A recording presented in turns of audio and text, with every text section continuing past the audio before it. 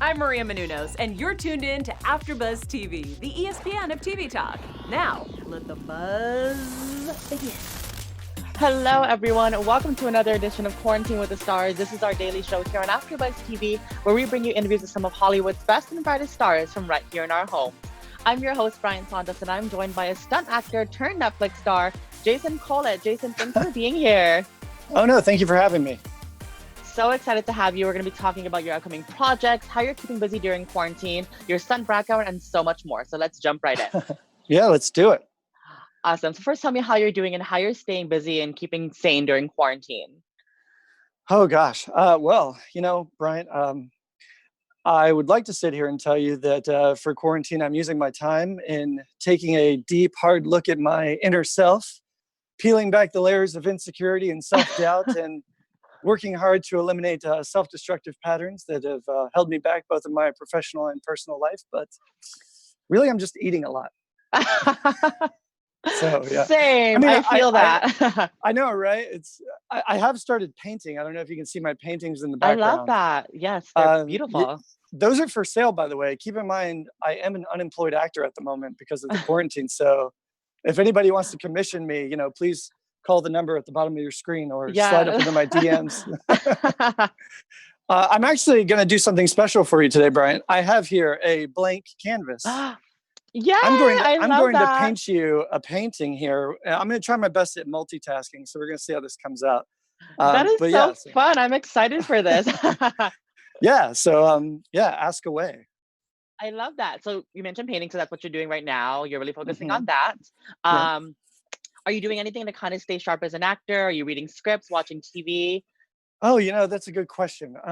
Let's see. I guess I do a lot of writing. I write for sketch comedy. I also have a couple of screenplays I'm writing right now. One of which I just did a table read last week. It's a full-length feature. Amazing feedback. I'm really excited to see where that goes. But other than that, I've also been reading a few books here on acting.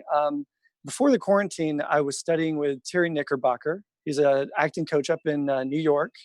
I came down to Atlanta for a week and we did some incredible work together. He invited me to come up to his studio and train with him, and then the Rona hit. So all that's kind of put on hold right now. But in order to take his classes and train with him at his studio, one of the prerequisites is reading Sanford Meisner's book on acting.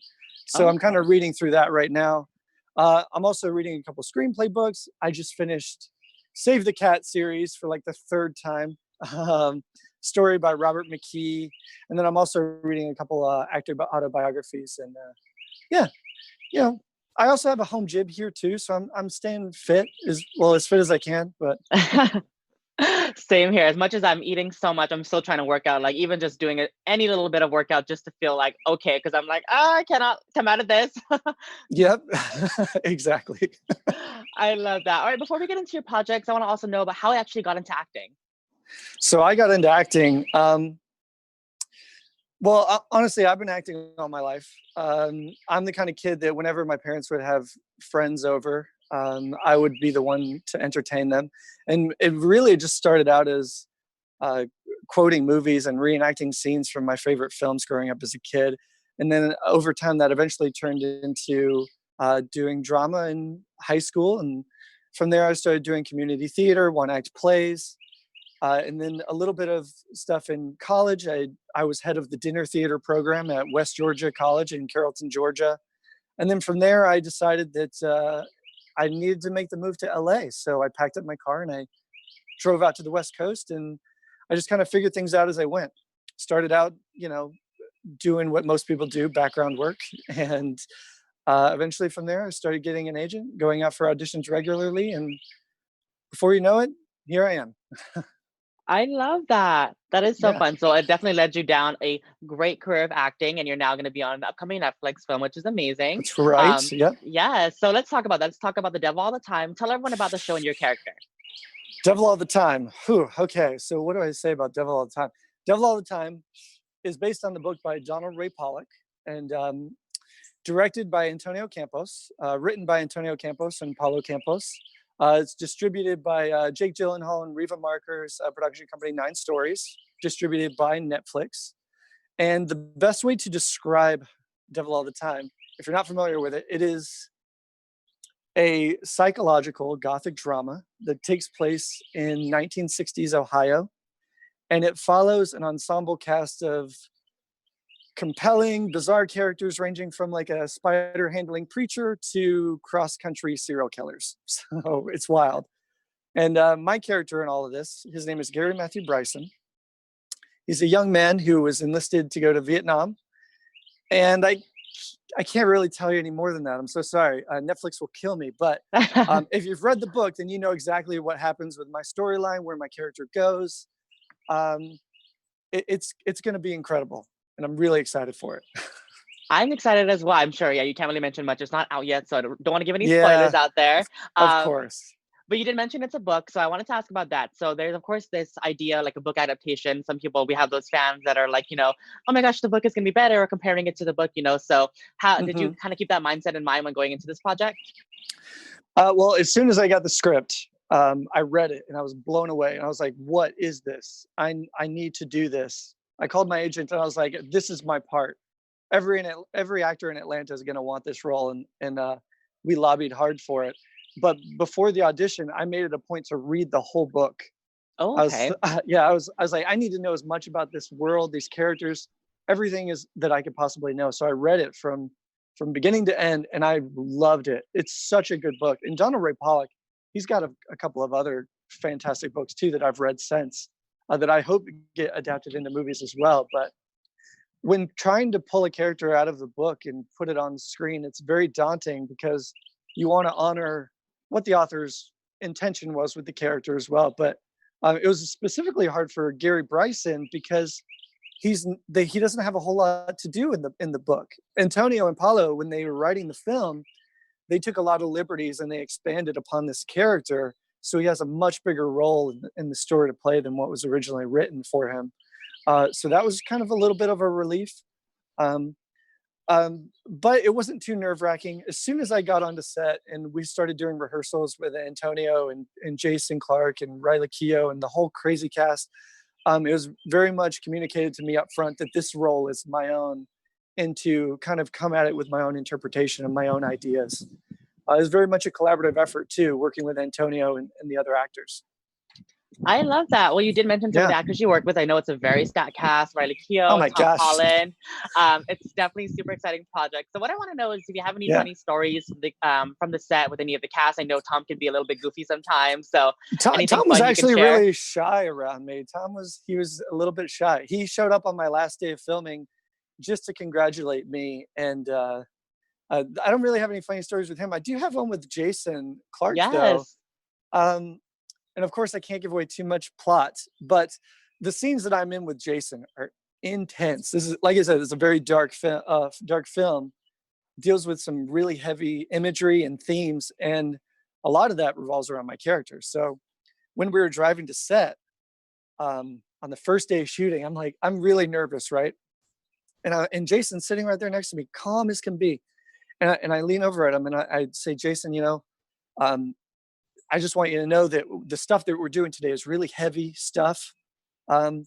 Please, I want to honor what's real in the moment. So if there's something that comes to mind, don't be afraid to roll with it, and I'll improv with you, and we can go down to some really dark places. And he was like, right.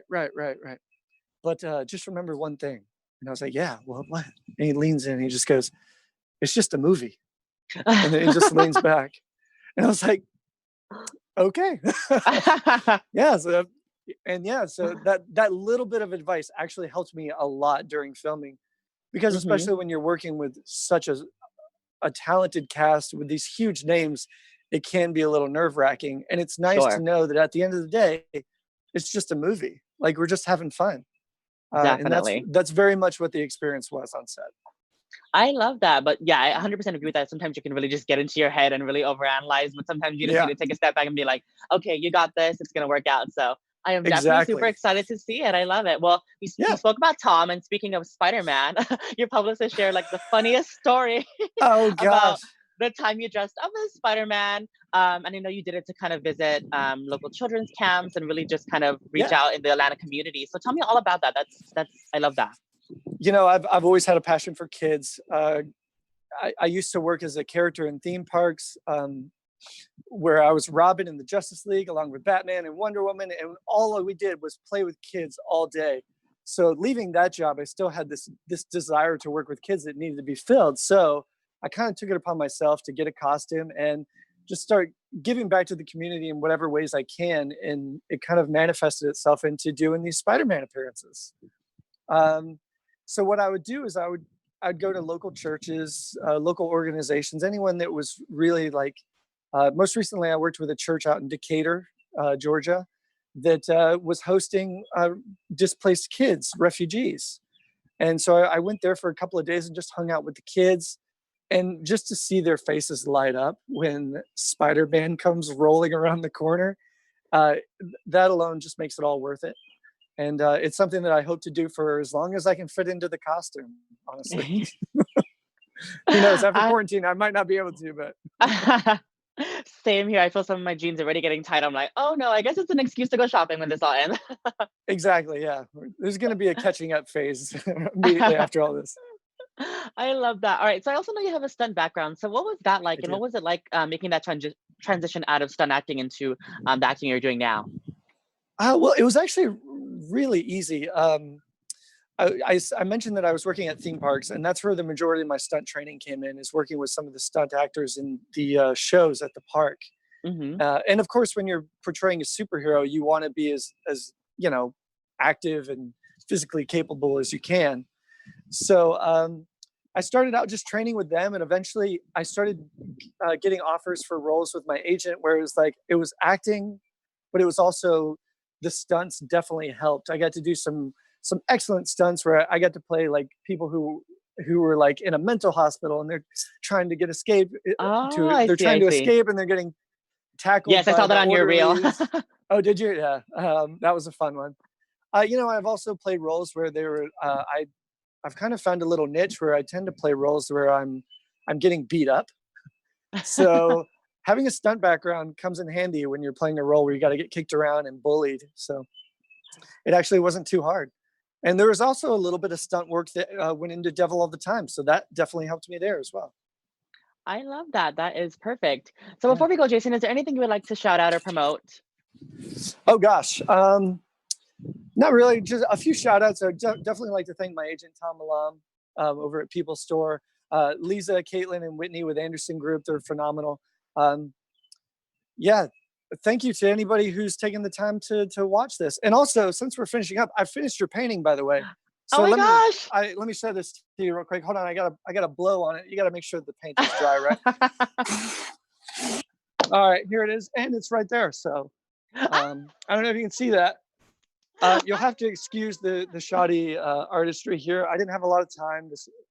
I just did this in the last 10 minutes. So offhand, I love it. I know, you can buy this from me too, by the way. Like I said, I am going to. I'll give you a great deal, Brian. I promise. So, I am seriously gonna DM you and find that. You bet. I love that so much. Jason, where can I DM you? Where can people find you on social media? You can find me on Instagram, actor_JMC. Amazing. That is so fun. Jason, it was such a pleasure to have you. Thank you so much for being here. It was so fun. Oh, thank you. Like Jason said, this was Quarantine with the Stars. His amazing little poster. Yes, I loved it. I'm now the spokesperson. Yes. Yes, please. I'll have my agent contact yours. Yes. My people call your people. Yes. I love that so much. Again, Jason, thank you so much for being here. It was a pleasure. This has been Quarantine with the Stars. I'm Brian Santos, and you can find me on Instagram, Twitter, YouTube, and TikTok at the Brian Santos. To everybody out there, please stay safe, stay positive, and most importantly, stay home. We will see you next time. And again, thank you so much for tuning in. Jason, take care. Thank you. Our founder, Kevin Undergaro, and me, Maria Menounos, would like to thank you for tuning in to AfterBuzz TV. Remember, we're not just the first, we're the biggest in the world, and we're the only destination for all your favorite TV shows. Whatever you crave, we've got it. So go to AfterBuzzTV.com and check out our lineup. Buzz you later. The views expressed herein are those of the hosts only and do not necessarily reflect the views of AfterBuzz TV or its owners or principals.